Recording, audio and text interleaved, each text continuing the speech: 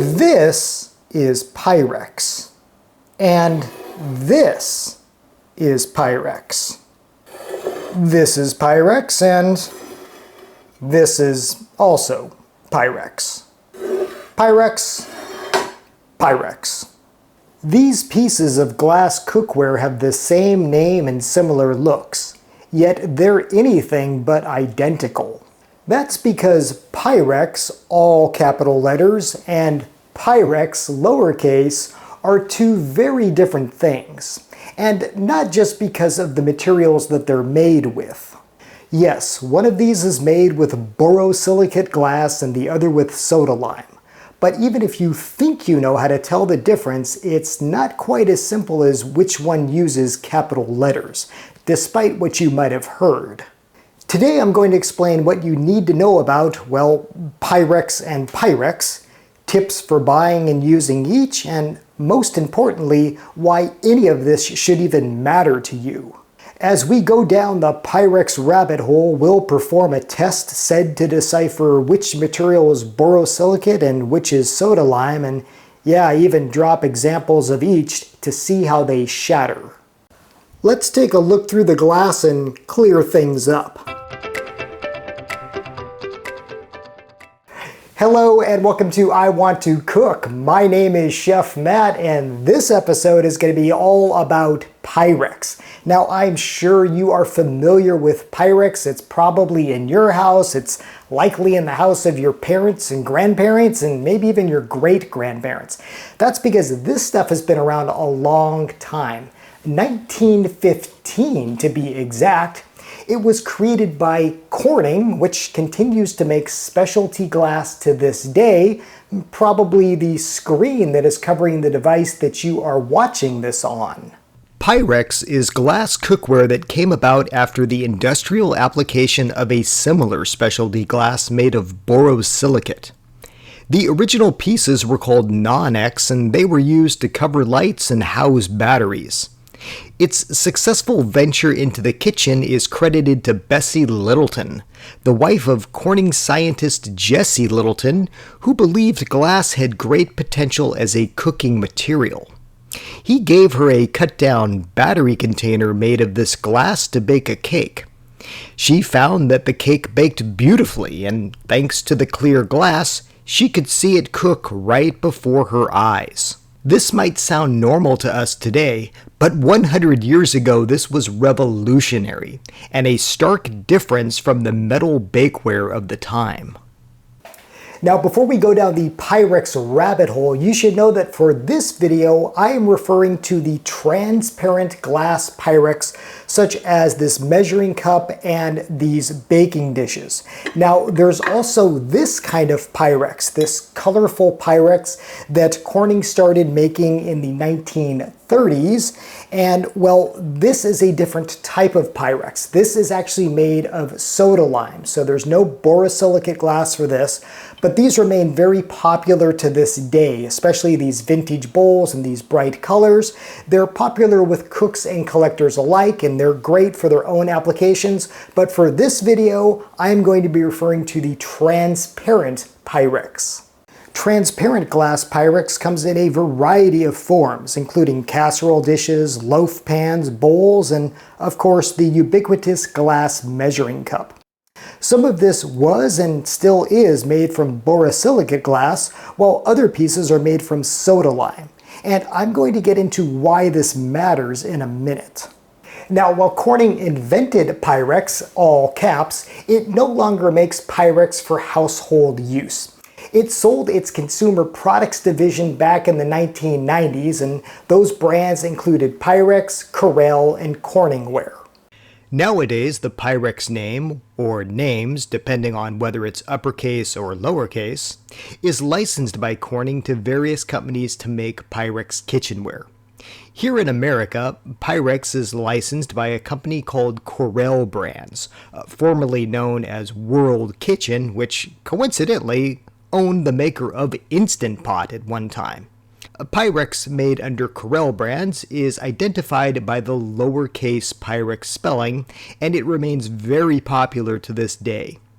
You can find it everywhere, and it's available in a variety of bakeware and servingware. It's also still made in the USA, but all of my research says it is not made from borosilicate glass, but rather a quote-unquote proprietary tempered glass formula. I've reached out to Corel Brands to confirm that none of their products are currently made from borosilicate.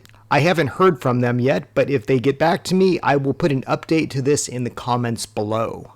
Now, Pyrex made from borosilicate glass is still being produced, just not in America. It's made in France. In Europe, a company called International Cookware licenses the Pyrex name, and that version of Pyrex is in all capital letters, just like it used to be before Corning exited the kitchenware business. I saw this stuff firsthand when I was in Sweden recently. There in Europe, Pyrex products are in all capital letters, and you don't need to guess what kind of glass they're made of. They proudly tout that it's borosilicate. Now, cost is a big factor here. Soda lime glass is less expensive to make, and that means it's cheaper for you, the consumer, to buy. Borosilicate glass, on the other hand, is costlier, and that means products made from it also cost more. But beyond price, what's the difference between borosilicate glass and soda lime? 2 words: thermal shock.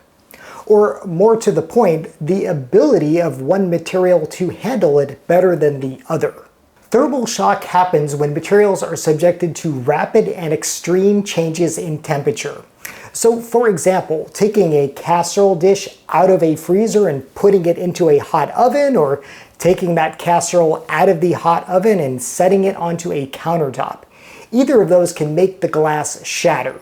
And I'm sure you've heard horror stories of glass casserole dishes exploding in the oven, or perhaps when you've set them down. If that's happened to you, please let me know in the comments below. For Pyrex users, this matters because borosilicate glass does a better job handling thermal shock than soda lime glass. That's why people love this stuff. It's so tough. Now, to be honest with you, I don't use Pyrex all that much when I'm baking. I actually use a different vintage material that can withstand thermal shock far better, which I'll discuss in just a moment. Now, this doesn't mean that you can't bake in modern, lowercase Pyrex bakeware. Of course you can. You just have to be mindful of thermal shock, and to be honest with you, I would advise that no matter what type of Pyrex you're working with. So for example, don't take a casserole that's been frozen in Pyrex and put it directly into a hot oven. And don't take a Pyrex dish out of the oven and set it on any old countertop. That's how accidents happen. Instead, you want to put it on like a heating pad, some sort of oven mitts, or even a wood cutting board. That way, well, it won't crack and shatter. Ultimately, all forms of Pyrex that are made for oven use are going to be safe in the oven. You just have to take precautions and make sure that the Pyrex you're using is oven safe. It will say that either on the package or on the bottom of the Pyrex itself.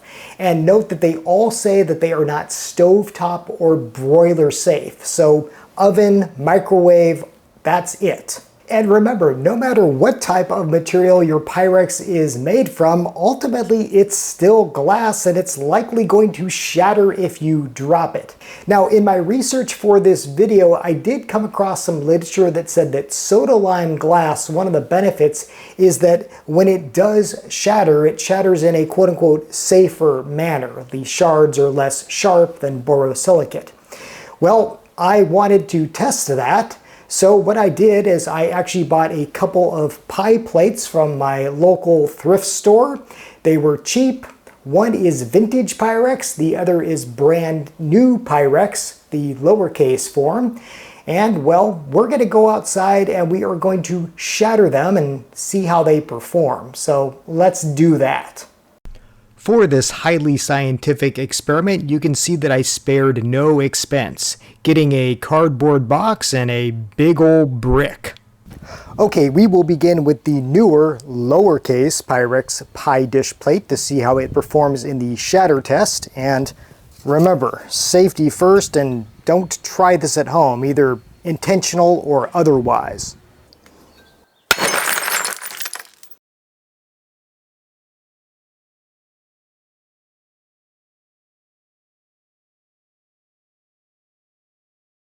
Well, yikes. Here is the results. Now, this was the new lowercase Pyrex plate, and I don't know. Those shards are pretty menacing shards, as you can see here.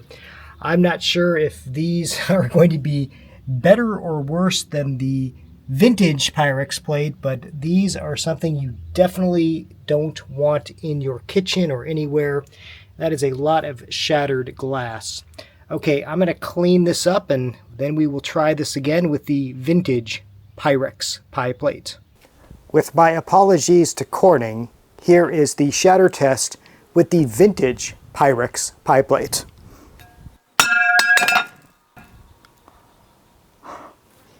It didn't break. To say this surprised me would be an understatement. I can't believe the vintage Pyrex pie plate just bounced off the brick. Still, I wondered maybe it just got lucky and hit the brick in a manner in which it didn't break, so I did want to try it one more time.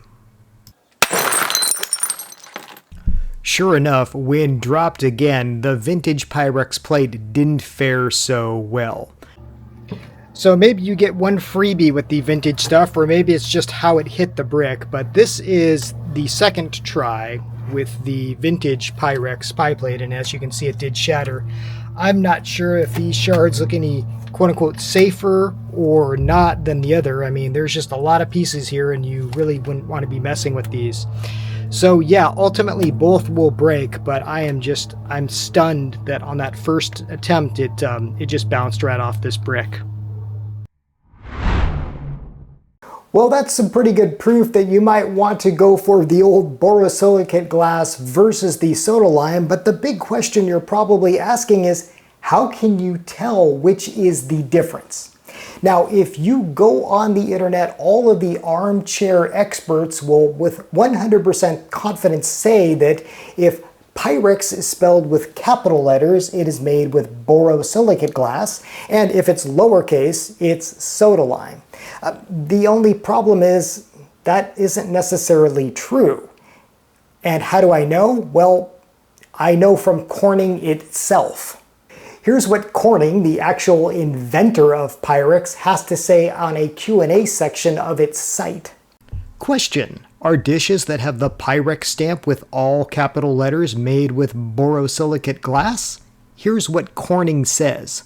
The short answer is that the change from upper to lowercase signified a rebranding of the trademark Pyrex in the late 1970s, but is not a conclusive way to determine, historically, what type of glass formulation the product is made from. So that means that yes, even vintage Pyrex with the all capital letters might be made from soda lime. Still, I wanted to know more. I wanted to know when Corning started using soda lime in its Pyrex glass bakeware. But here again, even the experts at Corning don't have a clear answer. Here's what Regan Brummagem at the Corning Museum of Glass told me. It is a confusing topic. We cannot tell you exactly when Corning made the switch to tempered soda lime glass for some of its transparent ware. Some Pyrex ovenware was certainly made from soda lime glass prior to 1998, since the patterned Pyrex casseroles and other ovenware products were not made from borosilicate. We do not have documentation that specifies dates of manufacture using particular formulas. Companies usually don't make that kind of information publicly available. So this led me further down the Pyrex rabbit hole to see if there was some other test I could do to see which glass is borosilicate and which is soda lime. And that led me to the mineral oil test.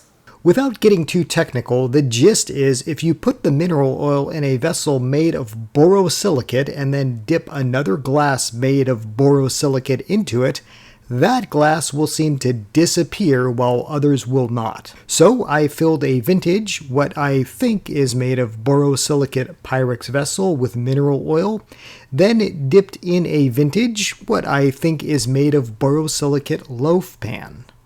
And it seemed to disappear right before my eyes. Eureka, I thought, the experiment works. Well, until I dipped a new Pyrex piece, lowercase, that I know is not made of borosilicate, and it disappeared too. Once again, another spokesman at the Corning Museum of Glass that I reached out to said that even the mineral test isn't a sure thing. According to Brady Spalling, he says in order for glass to quote-unquote disappear in oil, the glass being submerged must have a similar refractory index, which allows light to pass through both without significantly bending. Mineral oil and borosilicate do have similar refractory indexes, so what you've heard is correct. This method is often used to quickly ascertain whether a glass object is borosilicate. However, variability of glass recipes makes it difficult to rely solely upon this method. In short, it may work, and it may not. Okay, so how do you definitely know what type of Pyrex glass you're buying, borosilicate or soda lime? And more importantly, if you really want borosilicate Pyrex, how do you buy it? Well, here's my best advice. If you're buying the lowercase Pyrex that's made here in America, you can pretty much guarantee that it's not going to be made of borosilicate. Again, if I hear it differently, I'll let you know in the comments below.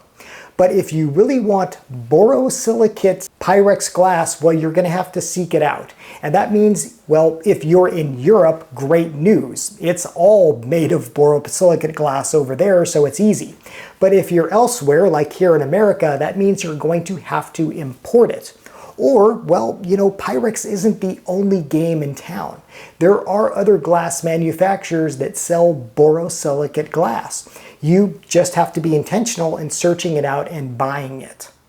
But there's also one other method that I use. So I know that France, the factory there, makes borosilicate glass. And guess what? When I go thrifting and I see some specialty Pyrex like this one, well, this one, I don't know if you can see, it actually says made in France. So I know that this Pyrex dish was made in France and, well, in 99% likelihood is made of borosilicate glass. So that's something to keep in mind too. If you're out thrifting and you see a French-made Pyrex glass casserole like this, well, it's probably going to be borosilicate glass. Or you could just use a better alternative. Do you remember how I said I don't really use Pyrex all that much for baking, but I use something else? Well, this is it. This is vintage CorningWare, which was also made by Corning, and you can think of it as, well, Pyrex 2.0. Now, I did a whole video on CorningWare and why this is the most versatile cookware that you'll ever find, and, well, I'll just kind of explain it a little bit here. This came about in the 1950s, and it was made from a material called pyroceram. And unlike Pyrex, which would kind of do okay with thermal shock, well, this stuff was made for it. It could literally be taken from the freezer and put into a hot oven or even on top of a stove or under a broiler, things that Pyrex could never do. So this is what I use most of the time, this tough pyroceramic CorningWare.